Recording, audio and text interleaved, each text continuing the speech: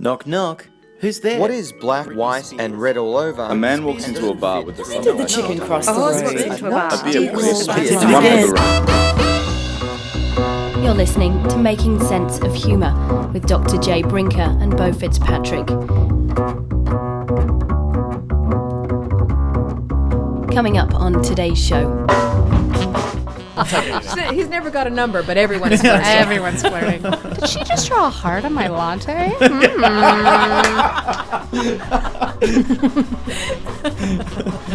Oh, I just got the tree.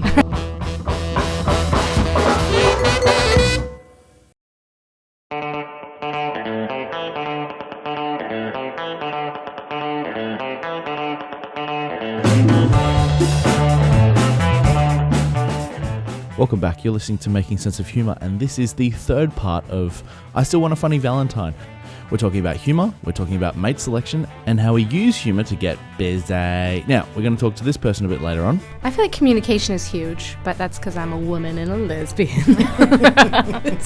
Before Deanne came into the studio, Jay was asking me a few preliminary questions about my preferences. So what Jay did is she actually gave me a piece of paper and she told me to write down a list of things that you want in a relationship, both short-term and a list for long-term relationships. We pick up with Jay. Okay, here's the question. You listed a few things there for hookups, for meeting people, for relationships. Do you think that those parameters change our desire for someone with a good sense of humor? Yes. In what way? So obviously a sense of humor would factor in more if you're looking for something long-term, a long-term relationship. It would matter more. Right. You would think it would matter less and less and less and less the less you demanded from a person. So for a one-night stand, you wouldn't care if the person had a good sense of humor? No, I personally would. Because they're going to need a sense of humor. less and less, Okay. less and less, but yes. I can't see anything progressing in life with another person.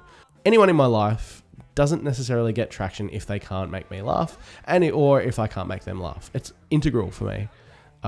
Okay, so think about your brethren, Yes. the other males of the world. Do you think that they would care if a woman had a sense of humor if they were just trying to pick up a one-night stand? Honestly, no. I honestly no. It's important for me. I can only really speak for me. If I had to hypothesize about it, is that the right word? Theorize, sure. Sure, theorize. I'd probably say no. But this is the next point then. How many men do you think turn up the humor when trying to pick up a one-night stand? No, all of them. All of them. Okay, so this is interesting because if you're saying that humor is more important for a long-term romantic relationship, which I agree, which is why I set that parameter in my research. Yep. But I still think that people try to use humor to get someone regardless of what the end goal is.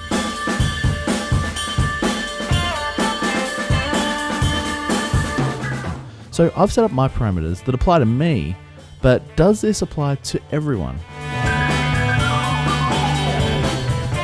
A big part of me wonders if any of the rules change when it comes to homosexual relationships. So do we when we actually go to psychology, do they actually cater to the fact that sexuality is fluid? Well, unfortunately, a lot of the research hasn't addressed this. So they haven't specifically sought out people that are homosexual, or they haven't delineated which participants might be homosexual. So this is a big limitation. Okay. In my research, I always have a general statement that says something along the lines of, we recognize that sexual preference isn't a static thing. For the purposes of this research, which gender would you prefer for a long-term romantic relationship?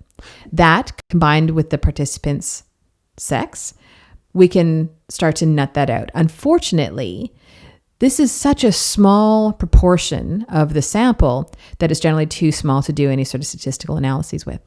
Sure, but at the same time, it's actually really good that that question was asked at the same time, because then if you wanted to have results, for homosexual relationships and heterosexual relationships, you've got that divide and you can actually sort out. You could divide it out, but again, it's generally out of my 100 participants, 2 participants nominated a preferred sexual partner as same sex.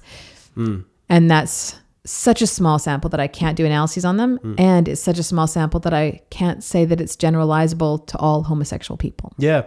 And so when the studies are done, do homosexual relationships and heterosexual relationships get put into the same sample size just as a generality? So for me, I will parse them out to see if it changes the results. Yep. But I suspect that for most of the research, that question is never asked. So they're just kind of lumped together. Yep.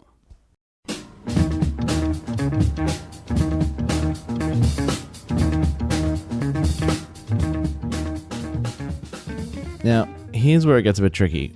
So let's say you do have a list. Are you going to stick to it? No matter how the date's going? Okay, so if it's not an observational thing, say you're out on a date with a girl. Yep. And she makes a joke about asylum seekers, and you feel very passionately about this. No, I would laugh in a way that says, haha, I laughed at your joke. There we go. Let's move forward. Hopefully you don't say anything else about that because I really don't want you to. But if you did, that's fine. I can imagine this being a deal breaker for a lot of people, All right, by the way. so, but that's dating. Yes. Would you marry this person? Absolutely not. So when I say in my research, and I specifically ask the question, what do you find attractive in a long-term romantic partner? Intelligence, sense of humor. But if the sense of humor is mocking climate change science, then it would almost be as if I never said sense of humor to begin with, because a sense of humor, when we say a sense of humor, what we really mean to say is my sense of humor. which then goes with my value system. My value system. It's almost as if value system then is the silent second criteria. Right. So, okay. So you can say that what do we value? So even if this person was hilarious, if they thought that climate change was a myth and they thought that vaccines were dangerous and they thought that, there should be racial segregation, even if they were hilarious, sense of humor down the list. Yep. This is just you guessing, isn't it? This is me guessing. Yeah, cool. No, this is me I agree. concluding based on what you've just said. I agree, by the way. Of course you do. I'm ridiculously smart. Seriously.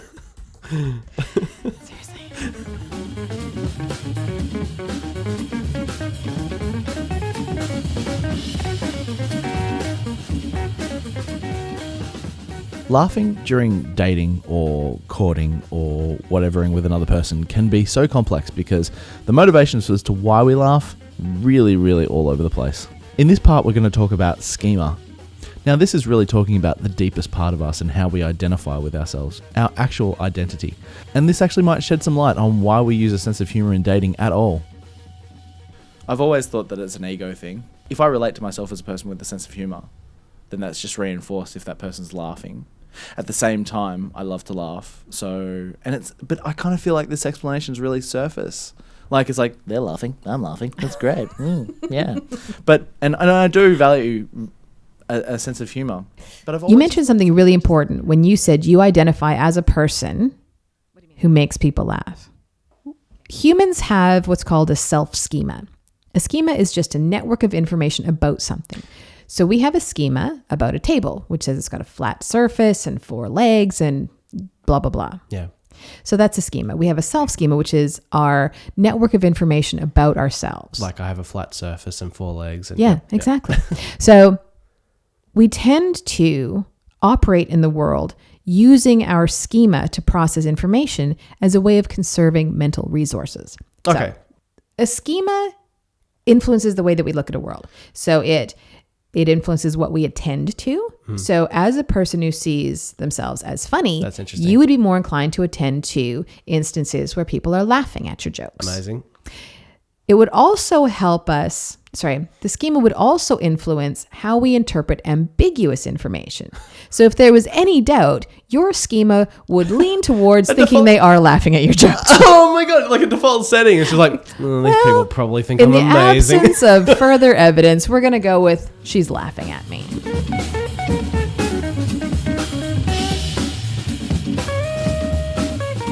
So the schema also influences what we encode. So all of the information that you're encountering throughout your life doesn't necessarily make it into our memories. We're constantly sifting need to know, don't need to know, need to know, don't need to know. Yep. Your schema is more likely to encode what we would call congruent information.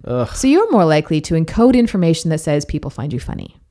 That, of course, then subsequently influences what we recall. Oh, So when you sit back and try and think of the times when people have laughed or have not laughed, you're going to recall far more times as evidence that people found you funny. is the study of psychology just an attempt to depress people? But why is that depressing? It's depressing because it's depressing. It's because it's like I've just decided one day I'm funny, and then everything that I experience after that is I am pretty funny. Okay. And All it's right. like, this person's probably laughing at me. That's a laundry basket. Yeah, but it thinks I'm hilarious. No. But the important thing to remember is that your experiences made your schema. I know, but So like, it's people not laughing at you, the experience of people laughing and the evidence that you are funny is what made that schema in the first place. So it's not okay. just one day you woke up and went, I'm funny. Yeah. It was based on a life of experience that you are funny. Okay, that's fair enough. Okay, that's It's just that it tends to be then self-sustaining.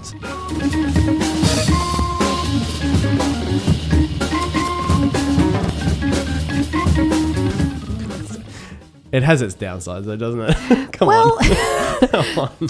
I mean, realistically, everyone functions this way.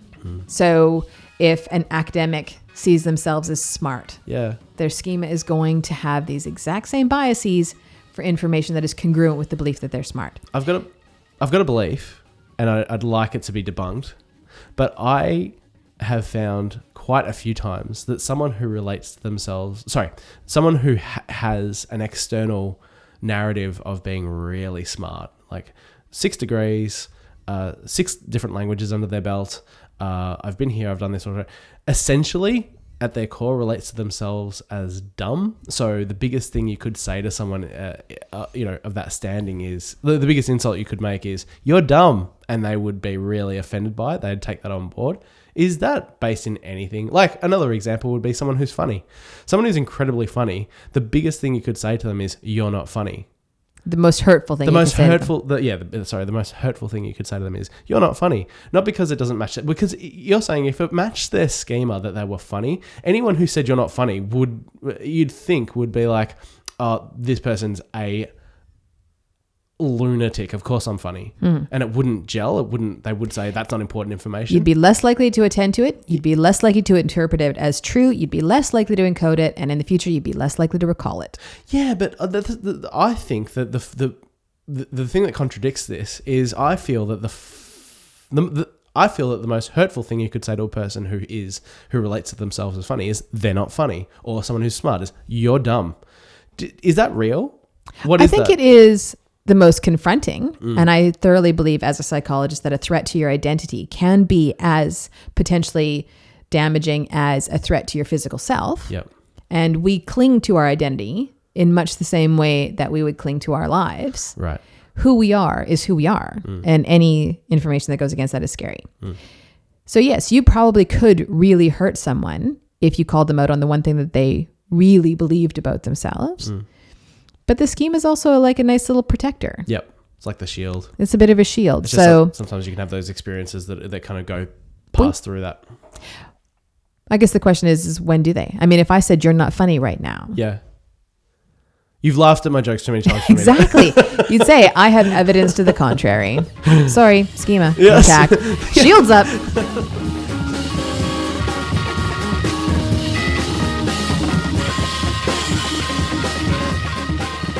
So it could be ingrained in your identity that this is who you are. So this might explain a lot. But as Deanne put it, it might be a whole lot more simple than that. But I've always just thought it's something I have an idea. Yeah. Can I put it forward as a support thing? What do you mean? I'm going to share with you guys an anecdote about my girlfriend. And I was like, this is how I knew, like, this girl is worth paying attention to. We were walking down the street being goofy. She's taller than me. She was doing goofy short walks to match. I was doing goofy tall walks to match her. And then she said something like, well, when life gives you lemons, you got to make lemonade. And I was like pretending to be mad. And I was like, excuse me? You're calling me lemons? And I took off my mittens and I threw them on the sidewalk and I pretended to stomp off. And in this moment, she was like, this is bullshit. Then she took off her coat and her purse, threw it on the sidewalk, and pretended to stomp off. And I was like, oh, that's so amazing. Like, I just made a complete fool of myself on the sidewalk in order to get a laugh. And not only did she appreciate, she upped the ante herself which I thought was amazing. And it felt to me like on a deeper level, like a support, like a got your back sort of situation. In terms of being with someone, that's really where it's at, is just like, I will illogically do things to show I support you. And I kind of feel that humor and laughing Yeah. to someone's bad jokes Yeah. is a really big, come on, man, I'm supporting you heaps. Yeah. Because that was terrible. And I'm laughing. That was a groaner, and this is a full-on pity laugh. Yeah, you just did a pun. And I'm laughing. Yeah. I think the support thing Could is... that be? Yeah, well... I think it could be a big thing. Okay, it's not in your research, though. Well, the closest thing I've got in the research is that you laughing at my jokes is a clue that you like me. So if somebody is laughing at my jokes, I'll rate them as liking me more. That I take this as a sign that you like me. Yeah. You know, if you didn't laugh at my jokes, I'd rate you as not liking me. Oh my gosh, Kind of yes. good. Yep. You know what always throws me off? This is kind of to the side, but like every once in a while, I meet someone that doesn't smile when they first meet me. Like normal people do, but every once in a while you meet someone that doesn't, and I'm always like, oh, why do I feel so weird about that person? And then I have to think back, oh, they didn't smile once when we first met. The smiling, the laughing, the indicators that someone likes you. Yeah. And is that thing, was it weird because you got the sense, oh, they don't like me? And I now guess it's unconsciously on some level, like it takes me a minute to unravel why I feel so weird around that person. Yeah. Interesting that you're conscious about it, though, because I wouldn't have... So you say, oh, I don't like them. Why don't I like them? Well, I get the feeling that they don't like me, and then that makes me uncomfortable or whatever. But it takes me a minute to break it down until I realize what happened, which is that they didn't smile or they didn't laugh or they didn't do whatever. It's a good point. Yeah. Like, if you've got a gruff character who's a stand-up on stage, and you begin to laugh at them either at the start of the set or towards the middle or something, it does show that you're complicit in what they believe. Mm-hmm. Or that you kind of in some way agree because you're supporting them with laughter.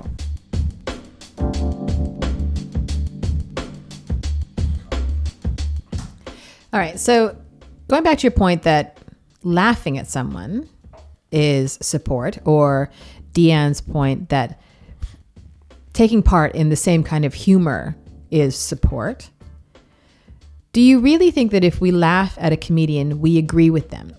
I think that's what. No, I don't think that. But no, I don't think that. But I think that that's the danger. Some audiences see is just, if I laugh at this, it might seem that I agree with this. And that's why I like absurd humor, because when you laugh at something that's absurd, you're laughing at it because obviously I'm laughing at this because I couldn't possibly agree with this. Right. That's absurdism. When you've got observational comic, I laugh, but at my own peril, because if we agree that laughter is a social signal, then I could be seen as a person who agrees with this comic. This is interesting because if you think about some of the comedians that make fun of being a parent, you know, about the frustrations, the trials and tribulations, and they laugh at some of the stuff that they do that may seem neglectful or abusive.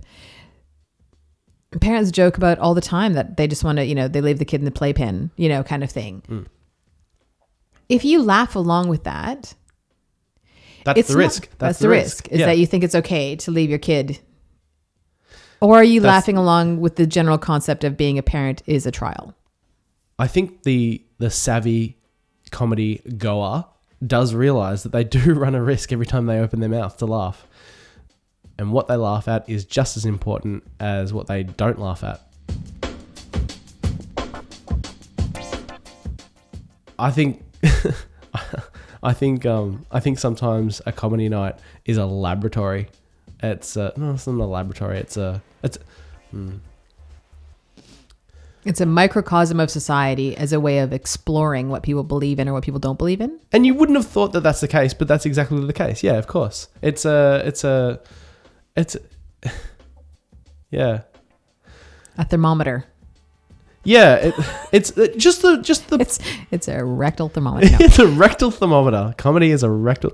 No, it's just the fact that you're going there, that you're rocking up to a certain night. Which comedy night are you going to? Who are you seeing? It says a lot about you that you go to one comic as opposed to another comic as opposed to another comic. The fact that you've spent money, and a lot of money in some cases when they come from internationally, you go to see that comic because you love that comic. Well, why do you love that comic? And you have all these shared interests when you go into a room and there's all these people who have gone to see this one person says a lot about you already. Then you sit down and you laugh at these people, which is why established international acts who come to Australia have such a different audience, because everyone wants to see them. Everyone goes to see them. But if you go to an open mic comedy night, it's anything can happen, because there's no one has actually drawn any bums on seats, because they're just starting up comedians. So you get this. So when you go to an open mic comedy night, it's completely different, because you get a ragtag collection of comedians up there who are so eclectic that each one is different from the next. So it's very important for you as an audience member to signal which one you like and why. Is someone being intelligent on stage? Are you intelligent? Am I intelligent? Yes. Well, let people know that. Laugh at their intelligent jokes. And someone gets up and they're racist. Oh no, we be quiet about that. And then when someone, 3 rows in front of you is laughing at that joke, you go, okay, don't trust that person.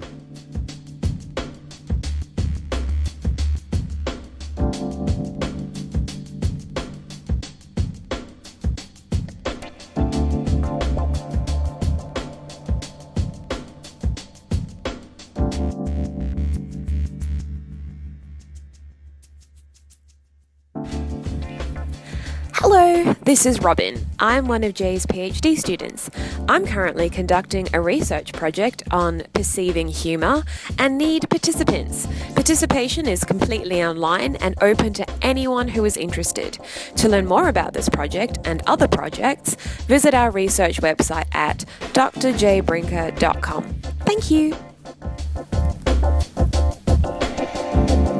If you like this podcast, check out Yorp Magazine. It's a monthly online magazine for comedy nerds. For all the latest news, interviews and coverage of comedy, local and abroad, check out www.yorpmag.com.au. Welcome back. You're listening to Making Sense of Humor with Bo Fitzpatrick and Jay Brinker. So we show support for what we like. Sounds pretty simple. Sometimes it's just playing with laughter, just like playing with it, being playful. Sometimes what can be attractive is not necessarily the laughing or the joking, but just the fact that you're having fun. But it's interesting though, because I like a comedian more, so when you can see they're trying to play it straight, they're doing the one-liners, and you see that little curl in their lip, Yeah, I like that too. And then I suddenly think, okay, you've won me. That was that you think you're so funny that you have that little internal laugh. You're trying not to laugh, but it's got you. That's cool. And that's what gets me. What about this? What about, Deanne, if you're watching comedy and they're a very dry comedian and they don't smile? Do you respond well to that sort of comedy? Yeah, I think so. I think I really like that. I can't pull that off myself, but I like that. Because that's not about me at all. I'm just in the darkness as an audience member appreciating it. Yeah. I do laugh at the dry. All right. When I listened back to this, it occurred to me, when I was talking about the comedian having that sort of small curl of a smile as if they're fighting the laughter at their own joke. Yep. I was wondering, why does that appeal to me so much? And I think it is that sense of, you and I get this joke. It's like we've made a connection that you and I both find this funny. You and I find this funny to the point where we want to laugh, but your job is you can't laugh. As an audience member, I can laugh. And I was wondering afterwards if there's that shared sense of humor makes me like that comedian more, could relate to our laughter as a signal that we like each other. Corpsing is so funny. Do you know corpsing? Corpsing is the official term for, laughing on stage when you're definitely not supposed to, or breaking of character. Kristen Wiig does this sketch on Saturday Night Live where she does this sketch where she satirizes daytime TV, but she starts laughing. It worked. Look at that. And everyone in the audience just goes batshit crazy. I know a shortcut through Alsagood. Take the 105 left. And it's great. It's great to watch. It's great to see all those comedians trying to make each other laugh, because there was an element of it being improvised. It was so funny. I don't know why it is funny to see people who shouldn't be laughing. But it's great. And that's the trademark of a blooper reel. Yes. Why do we like it so much? Why do we like people just cracking up? It is that sort of authenticity. It must be authentic because you can see the people around them getting pissed off. But okay, I love hearing the director is like, I can't. He's just totally not getting I it. hate you guys. Can we please do this again? Yeah. It's the creator screwed up. No laughing. No laughing on the set. It's really interesting to see that, and I love. I could watch blooper reels quite often, but you know what I don't like actually. I don't like the second where I start to sympathize with the director. Someone like Jim Carrey, who actually does a blooper reel for his show, and it's almost like he breaks too easily. And you could sense that maybe he even set some of it up, and the director's just like, "Hi, it's great. Can we just do that again, please?" And you just see it again, and you just progressively hear the director going, "Cut, cut, okay, cut. Yeah, no, it's great. That's great, Jim. That's great, Jim. Can we do it again? Okay." You guys are having a real time. And one more would be good. So now we're seeing a sense of humour being used in all different kinds of settings when trying to make people laugh. Some people laugh on purpose. Other people don't laugh on purpose to make other people laugh. However, if I see a seasoned professional who's very dry and they'll just let the silence hang in the air until it gets picked up by the audience, until the audience chooses to pick it up and go, okay, and then hand it back. Well, this is interesting because when I'm lecturing, I will wait until the discomfort is so great that the students laugh. Yeah. And it's just like, I'm not going to crack. Yep. Absolutely. That's hilarious. And then I do laugh. When they laugh, then I laugh, and the pressure is gone. Absolutely. I saw John Kearns do a bit like that. He did a joke that kind of got a bit of a titter, and then he just blankly stared into the audience for a good 5 seconds and was with that silence until people just absolutely lost their shit. Yep. Interestingly, but what I can also tell you is that the hardest thing as a psychologist is to shut up. Shut up, yeah. The tension from silence is universal. Your ability to sit there with that tension, you need to practice that. You can't just go, I'm just going to stand up there and go for 5 seconds. Your perception of what 5 seconds is, you'll be like, tick, tick, it's like holding your breath for 5 minutes.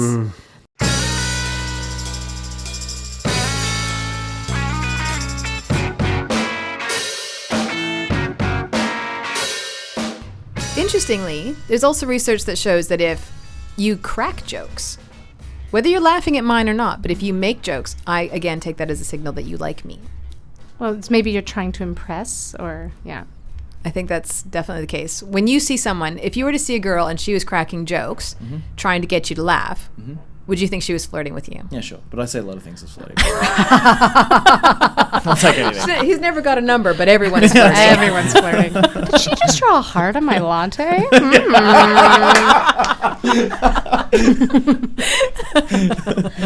Oh, I just got the tree. This looks like a vagina somehow. What is this? She really likes you.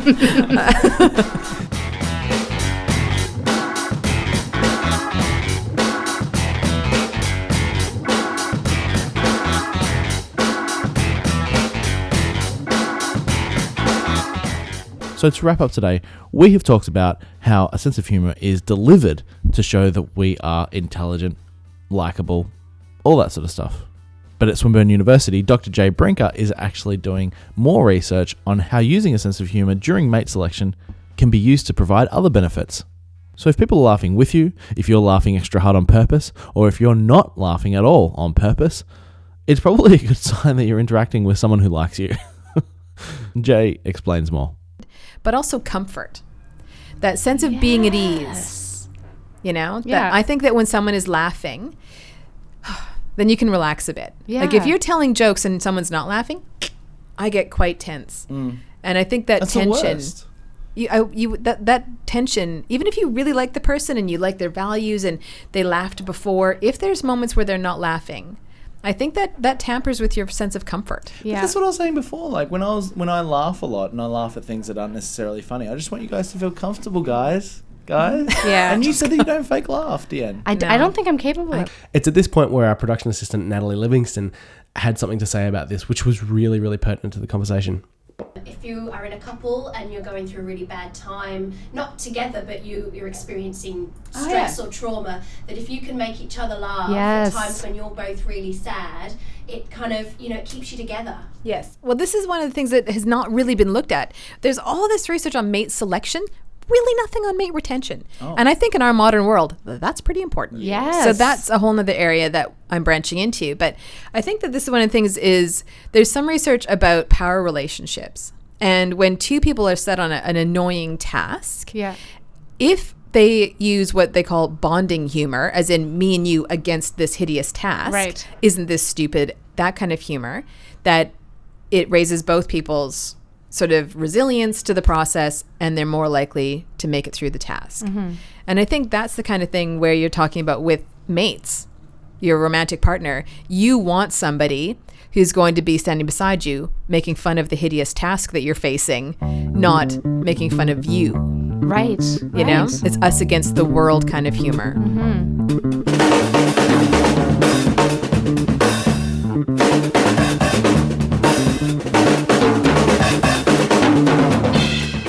We've come to the end of Making Sense of Humour for the third and final part of I Want a Funny Valentine. And also big thanks to Deanne Smith. And you pulled it off brilliantly. It was my pleasure. It was so much fun. I want to come back again. Are you doing this next year? No. Yeah. Oh, Jesus. Yes, definitely. All the time. This is it. We're going to be famous.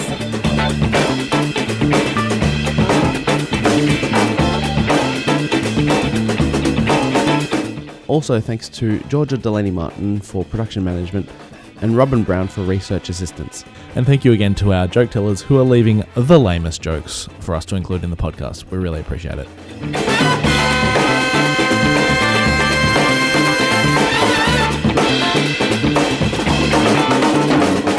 Hopefully the next time we can actually follow up with some of the results of the research that we're talking about as well.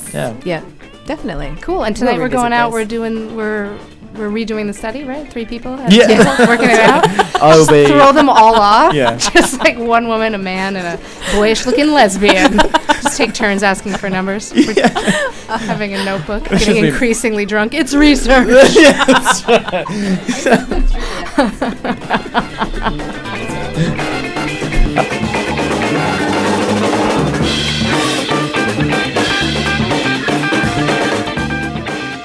So we're 5 episodes deep now, and if you're liking what you hear, please follow us at MSOH Podcasts on Twitter.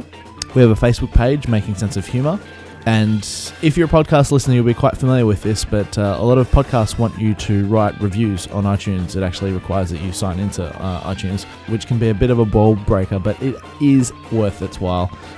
We love to see people writing reviews of the show, and it does actually help with the ratings in iTunes. So yeah, if you've got time, definitely do that. Next week on the podcast. I can't quite. I remember watching that and just almost crying with laughter, watching one after another, and sometimes I can't figure out why something's right. But because I wasn't just laughing, I was going, "This is really cool." That was the voice of John Safran. But yeah, I just remember always taking the mickey out of grand biblical claims, and the rabbis were fine. And we're talking to him and a number of other people about religion. How humour is used in religion by religious people and by non-religious people, and the difference. They do have a get-out-of-jail-free card. Things don't have to make sense in the Torah, so they don't have to explain things, so they can agree that things are irrational, and they don't have to, redden in the face and get angry that something doesn't make sense. They say, oh, well, God, it's mysterious, and... Yeah, no, you're right, John. It does sound crazy.